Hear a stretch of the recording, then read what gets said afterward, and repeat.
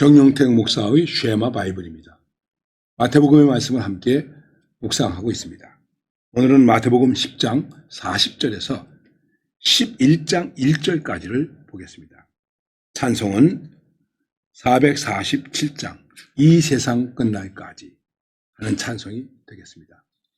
여러 번 반복해서 여러분들에게 말씀을 드렸습니다. 마태복음 10장은 특별히 제자도를 우리가 깊이 생각하면서 묵상해야 될 말씀이다. 이렇게 여러분들에게 말씀을 드렸습니다. 과연 제자로서의 사는 삶이 무엇인가? 참 어려운 것인데 절대적이다. 십자가를 지는 것은 절대적이다. 무겁다고 힘들다고 내려놓을 수도 없는 것이다. 절대적인 것이다. 고난이 있습니다. 죽음이 있습니다. 비난이 있습니다. 핍박이 있습니다. 그래도 우리는 이 길을 가야 하는 것이 제자의 길, 제자의 도, 제자 정신이다 하는 것입니다. 그래서 존 스토트라고 하는 분이 제자도라고 하는 책을 썼는데 그 제자도라고 하는 책을 쓰면서 그는 이렇게 말하고 있습니다. 우리 예수님의 제자가 됐다는 것은 급진적이 되어야 한다. 그래서 radical discipleship, 급진적 제자도 이렇게 말합니다. 우리는 레디칼하다고 얘기를 하면 상당히 진보적이고 파격적이고 공격적이고 뭔가 좀 이렇게 거칠어서 우리나라에서는 흔히 진보 이렇게 되면 그 다음에 좌 그리고 빨갱이 이렇게 오해하는 경우가 많이 있습니다. 그러면 예수 믿는 사람들은 빨갱이 비슷한 겁니까? 아니죠. 이 존 스토트 목사님은 제자는 급진적이다 이렇게 말합니다. 레디칼이라는 말을 씁니다. 그 얘기는 무슨 얘기냐면 이런 의미를 가지고 있습니다. 레디칼이라고 하는 말 속에는 레디시라고 하는 말에 또 어근이 있습니다. 레디시라고 하는 말은 물뿌리 같은 걸 말하는 것 아닙니까? 그러니까 레디칼하다고 하는 것은 뿌리를 뽑아내는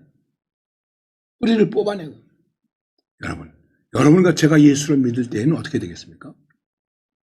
복음 아닌 뿌리들을 뽑아버려야 돼요. 세상의 뿌리를 뽑아버려야 돼요. 근데 예수를 믿으면서도 자꾸만 세상의 뿌리가 우리와 함께하고 있는 거예요.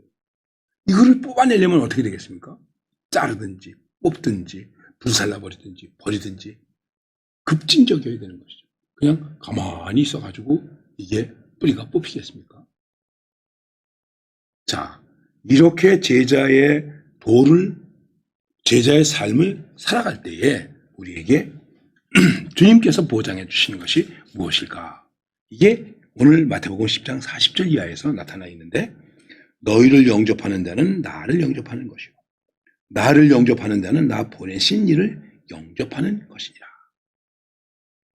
너희가 환난과 핍박을 받으면서 십자가를 지고 갈 때 너희를 영접하는 사람이 있다. 반대도 있지만은 이리대 가운데 있지만은 그러나 영접하는 사람도 있다. 이거는 바로 나를 영접하는 것이다. 또 나를 영접하는 자는 보내신 이를 영접하는 것이다. 하나님의 사람을 영접하는 것은 하나님을 영접하는 것이나 같다. 주님을 영접하는 것과 같은 영광이 우리에게 주어진다는 것입니다. 감당할 수 없는 영광이죠. 그래서 그 다음에 말씀합니다. 선지자의 이름으로 선지자를 영접하는 자는 선지자의 상을 받을 것이요 의인의 이름으로 의인을 영접하는 자는 의인의 상을 받을 것이요 또 누구든지 제자의 이름으로 이 작은 자 중 하나에게 냉수 한 그릇이라도 주는 자는 내가 진실로 너에게 이르노니 그 사람이 결단코 상을 잃지 아니하리라 하시니라. 복음의 영접, 그것에 대해서 어떤 상급이 우리에게 주어지는가? 복음을 위해서 일하는 사람들이 있습니다. 선지자도 있습니다. 하나님의 사람들이 있습니다. 의인이라고 말하고 있습니다. 요즘으로 말하면 선교사, 목사, 목회자 여러 가지로 주의 일에 쓰임을 받고 있는 사람들입니다. 이 사람들을 핍박하지 않고 영접하면 바로 그 상을 우리에게 주겠다고 하는 것입니다. 심지어는 작은 자 중 하나에게 냉수 한 그릇이라도 주는 자는 내가 정말 상을 주겠다. 상이 잃어버려지지 아니한다. 냉수 한 그릇이라도, 우리가 생각할 때 냉수 한 그릇, 물 한 그릇이 뭐 대단한 것이겠습니까? 그러나 이스라엘과 같이 메마른 땅에 냉수 한 그릇은 굉장한 것입니다. 목마를 때 냉수 한 그릇은 굉장한 것입니다. 작으냐 크냐의 문제가 아니고 하나님에 대한 영접, 하나님의 말씀에 대한 영접, 주님을 영접하는 자에게는 하나님께서 이렇게 반드시 상을 주시겠다고 말씀하는 것입니다. 주님을 영접하는 영광을 갖게 되고 우리가 가지고 있는 지극히 작은 섬김과 봉사, 냉수 한 그릇일지라도 하나님은 우리에게 반드시 보상해 주신다. 그래서 우리로 하여금 은혜 받을 수 있는 동기를 부여해 주시는 것이죠. 여러분, 과연 주님의 이름으로 영접한다는 것이 무엇입니까? 영접하는 자, 곧 그 이름을 믿는 자에게는 자녀가 되는 권세를 주셨다 말씀하고 있습니다. 우리가 영접한다고 하는 말은 받아들인다는 것이죠. 아주 기쁘게 반갑게 받아들인다는 것입니다. 맞아들인다는 것입니다. 그리고 인정하고 존중한다는 것입니다. 주님을 모시듯이 주님께 하듯 하는 단마음으로 해야 되는 것을 말하는 것입니다. 그 다음에 이것은 어떤 사람만 영접하는 것이 아니라 그분의 가르침도 받아들이는 것입니다. 즉 말씀을 받아들이는 것입니다.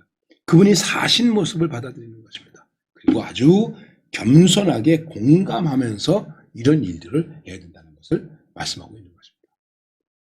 이제 이 말씀을 마치시고 나서 그 다음에 주님께서는 다른 곳으로 가시게 됩니다. 예수께서 12제자에게 명하기를 마치시고 그들의 여러 동네에서 가르치시며 전도하시려고 거기를 떠나가십니다. 예수님은 제자의 도를 가르치시고 예수님 자신이 그 제자의 도를 실천하는 본을 보이고 계십니다. 이게 십자가를 지는 삶이라고 말하시는 것입니다. 우리 주님의 제자들은 끊임없이 가르치고 전파하고 전도하고 섬기고 또 가르치고, 내가 누구를 가르치다고 끝나는 것이 아닙니다. 가르쳤으면 또 다른 곳에 가서 가르치고 또 전파하고 또 섬기고 이 일이 우리 가운데서 계속해서 이어져야 된다는 것입니다. 다시 말하면 끊임없는 복음을 역사하는, 끊임없이 복음을 전하는 자로, 끊임없이 훈련받는 자로, 끊임없이 일하는 사람으로, 또 영접하는 자로 살아야 된다. 이것을 우리에게 말씀하고 있는 것입니다. 다시 한번 여러분 시간이 있을 때 마태복음 10장을 처음부터 쭉 읽어보시고 제자는 이런 것이로구나. 간단하게 요약해서 말씀드리면 제자는 부름을 받은 자다. 그리고 제자는 보냄을 받은 자다. 그리고 제자는 하나님의 힘을 받은 자이다. 그 다음에 제자는 거저주어야 한다. 거저주어야 한다. 누구에게도 우리는 거저주어야 한다. 거기에는 내가 받은 모든 은혜도 거저받은 것이기 때문이다. 라는 고백을 전제로 해서 하는 것입니다. 이 모든 것이 하나님의 은혜요, 하나님의 다스리심이요, 하나님의 인도하심이요, 하나님의 승리의 비결이라고 하는 것을 우리는 깊이 받아들여야 됩니다.